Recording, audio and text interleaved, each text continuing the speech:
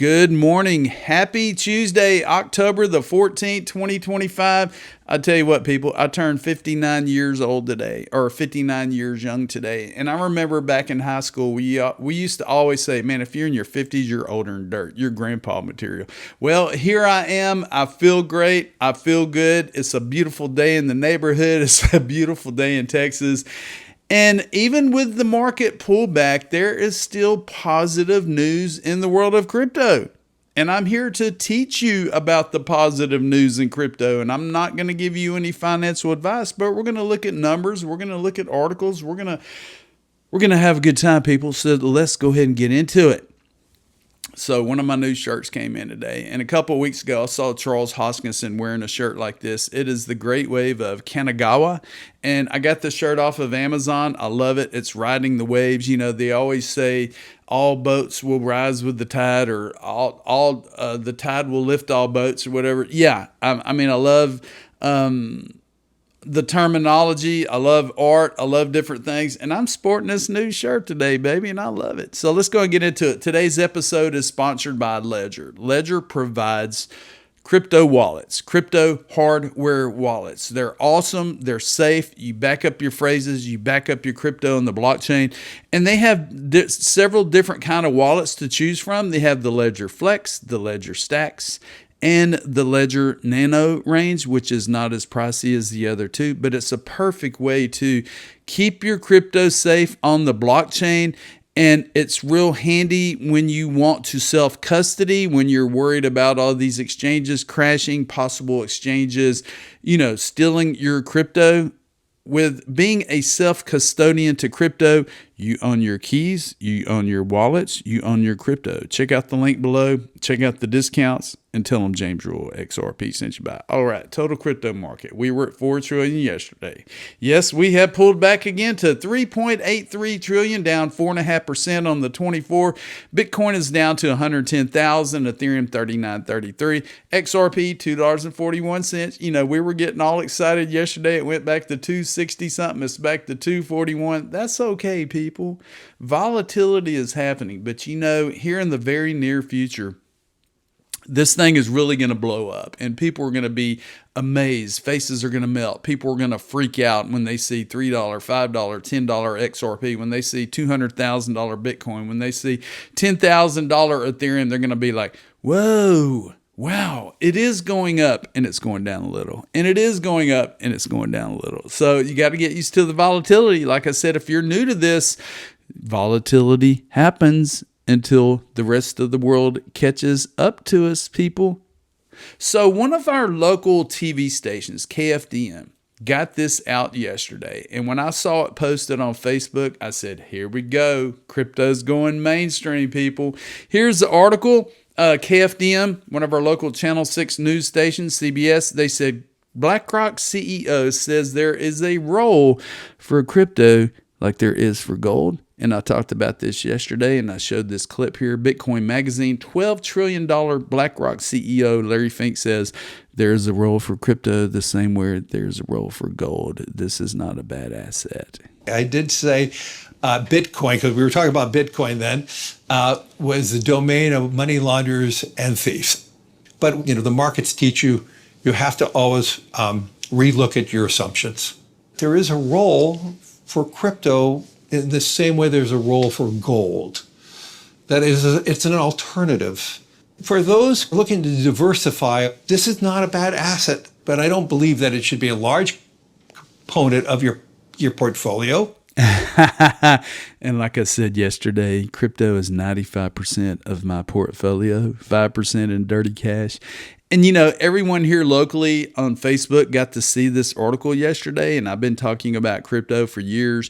And, it just breaks down different things. It gives everybody a perspective on what the world is saying about crypto and what the big banks and big players are saying. So Paul Barron, he interviewed me about a month ago. He interviewed this guy, and they talk about XLM Stellar, and they talk about XLM. Well, honestly, after Jed McCaleb, who was over Stellar, XLM, liquidated his XRP taco stand wallet while the Ripple XRP SEC lawsuit was happening, I flipped all of my XLM into XRP, and I never looked back, people. Look. First of all, do you agree with his bullish prediction on those four assets with Bitcoin, ETH, XLM, and XRP? Yeah. I mean, XLM would be the riskiest out of that. I'm curious why. I mean, no one's really talked about that lately. That didn't even make a new all-time high in the last bull run. I mean, that's going to be 10 times more riskier, I think, than buying Bitcoin, ETH, and XRP. I mean, it still could absolutely do well, but yeah, I agree. I think the crypto market in general will do really well. I mean, the XLM thing seems kind of random to me, but yeah. Well, people are I think are pointing at this. This right here is the fifth wave, I think is what they call this. And I probably should have All in Crypto on because he's a big XLM guy. Fifth wave rally, eyes on about 144 before year end. What would it take to get a 144 XLM by year end? Let's take a look at the chart there. So XLM, the big thing here, you made a lower high in this bull run in 2021, after 2018. You made a lower high so far back in November of 24. You haven't even got there. $1.44, I mean, I'll give you that. It's a big fib level. I think you need to break above your old all-time high from 2018 at $1 first. If we look at where this could go, sure, yeah, you could probably get up to 60 cents, an easy double. If you break above that, I mean, theoretically you could go higher. I think this is very risky business, though. I mean, I don't. Yeah. You would need some. I mean, it's not really. It's looking more like here, like October 20. Look at what happened. Bitcoin made a new all-time high in October, November 21. This just fell off a cliff. You know what I mean? Last time, so it looks very similar to this era. I'd be very cautious, extremely cautious with this. Be very careful. That's what I would say. So just because I don't invest in XLM anymore doesn't mean you shouldn't. I mean, do your research, go in and tear it down. But Jed McCaleb pissed me off back in the days. He sold all of his Bitcoin, all of his XRP. He was part of Ripple. He helped create the XRP ledger. They all got in a tizzy, and he went and created Stellar, the XLM blockchain, which is similar to the XRP ledger. And then during the lawsuit, he sold billions of XRP and pissed everybody off. And I'm not going to own any more XLM. And that's a fact, Jack. So let's go ahead. So check this out. Thailand officially implements zero capital gains tax on Bitcoin and crypto.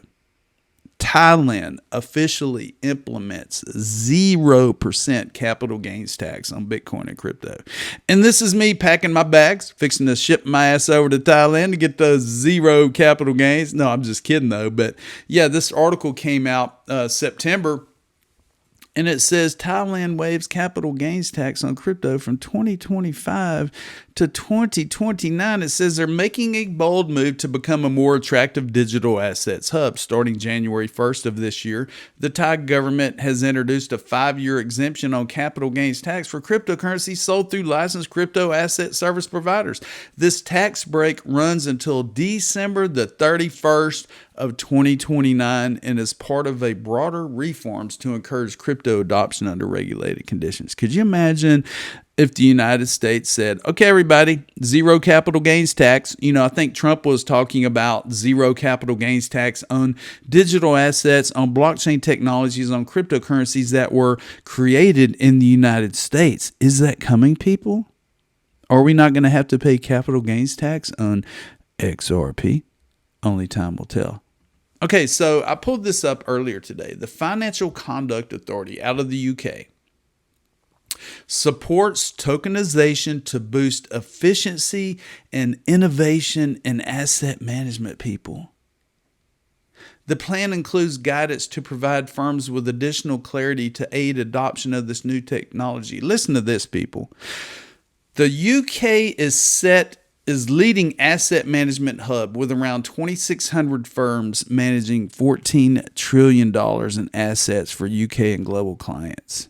The FCA is committed to supporting innovation to help the sector continue to grow as set out in its strategy. This is massive. We're talking about the tokenization of things. We're talking about tokenizing stocks, tokenizing gold, silver, real estate, anything of significant value, anything that you have, you can tokenize. And it says the FCA's proposals include guidance on operating tokenized fund registers under current FCA rules through the UK blueprint model, a streamlined alternative dealing model for fund managers to process buying and selling of units in authorized funds, whether traditional or tokenized, a roadmap to advance fund tokenization and address key barriers like using public blockchains and settling transactions entirely on the blockchain, and a discussion on how tokenization models could evolve and how regulation may need to change. So it is coming, people. And like I said, with the volatility we have been seeing here in the past week or so, it's going to get better. It's going to get better. Bitwise CIO Matt Hogan says Bitcoin could hit $200,000 this year. He says that the debasement trade has become the hottest trade on Wall Street. I think that accelerates in Q4. Debasement is the value of currency going down as the value of other assets continue to gain value. There are two things that are going on. One is that the debasement trade has become the hottest trade on Wall Street, right? JP Morgan is writing about it. Everyone is suddenly concerned about fiat currencies. And so they all want to get exposure to the two best plays in that space, which are Bitcoin and gold. For what it's worth, I think that fact accelerates into the end of the year. One thing people don't think of much is that when institutions and financial advisors sit down with their clients at the end of the year, they want to show them that they had the hottest trade of the year. Last year, they wanted to show them that they owned NVIDIA. This year, they're going to want to show them that they own Bitcoin and gold. And so I think that's going to drive additional interest. The second thing that's driving results is just flows into Bitcoin ETFs. We've seen $3 billion in flows in the first 5 trading days of October. That's nearly a record for a 5-day period. We think Bitcoin ETFs are going to set a record for flows in Q4. We're seeing Morgan Stanley and other wirehouses coming into the space. So I'm really excited about that. Flows in the debasement trade, put them together, and Bitcoin's at 125 and going higher. Okay, Bitcoin at 125 and going higher. The last time I talked, I think that your prediction for the end of the year was $250,000. Is that still in play? $200,000. Don't round me up yet. I'm sorry. We said we said $200,000 in December of 2024. And yes, I still think it's in play. What we will need in order for that to happen is to see this strong acceleration of ETF flows that I predict will happen. I think we could get $10 to $20 billion in flows in Q4 alone. If we see that and reasonable corporate and government buying, I think 200,000 is a reach, but still very much possible by the end of the year. What about the XRP ETFs? What about the XRP ETFs? How many billions are going to come into XRP in the first month once these ETFs go live? I mean, $200,000 Bitcoin, you're probably looking at a $10 to $20 XRP easily if that happens. All right, Peter Brandt. Peter Brandt is well known for his charting. He's been in it since the 80s. He says, as a student of classical charting principles in history, has there ever been a purer long-term chart? XRP. He is finally saying positive things about XRP. He's looking at the charts. I'm not a chart guy, but he is looking at the charts. Ripple X, we are collaborating with Immunify to prepare a $200,000 attackathon to test the and strengthen the proposed XRP ledger lending protocol. The program runs October the 27th through November 24th and invites security researchers to review more than 35,000 lines of C++ code, uncover vulnerabilities, and earn rewards in RLUSD. $200,000, people. An education phase is now live through the XRP Attackathon Academy with guided resources for the new XRP, for those new to the XRP ledger. If you are a coder, if you are a hackathon person, you can get a piece of this $200,000, people. Immunify and Ripple announced $200,000 attackathon to secure proposed XRP lending protocol. I'll leave a copy of this below. Total rewards, Attackathon dates October 27th through November 29th of this year. Bug bounty, all that stuff. The assets include all these lending protocols, single vault, multi-purpose tokens, credentials, deep free, everything that's new on top of the XRP ledger. They're just trying to look at the kinks. They're trying to find the issues, the flaws within the ecosystem, and they're paying up to $200,000 if you can crack the code, baby. All right, Zyfe Crypto. At first, most people didn't understand what Ripple was building. Fed master account plus a bank license incoming, building the internet of value in real time. We talk about the internet of information back in the 90s when we got into the internet. That's the internet of information. Well, the XRP ledger was built to be the internet of value, being able to send value in seconds like you send an email or a text message. Hidden Road taps into the XRP ledger using RLUSD, the native stablecoin from Ripple, as collateral. If this gets approved, boom. Look, recently we've spoken about Hidden Road, the brokerage service coming in, and their use of the XRP ledger and the RLUSD token, the stablecoin, as collateral, and that's just been confirmed by CEO Brad Garlinghouse recently. But then, out of the blue, Ripple decides they want to go as a federal bank, getting a license to be a bank from the OCC, the Office of the Comptroller of the Currency, and then also possibly apply for a Fed master account. And I'm just like blown away. It is a massive, massive move. So if it comes off, it hasn't come off yet, but if it does come off, well, there's some serious value there. So yes. Yes. So I'm going to show you again.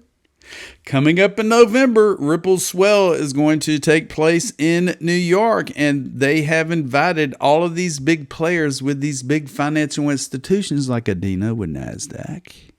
You got Carolyn with BNY.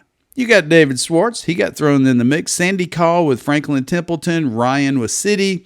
You got Maxwell with BlackRock. You got Cynthia with Fidelity. Hunter with Bitwise. Scott with JP Morgan. Michael with Hidden Road. CME Group.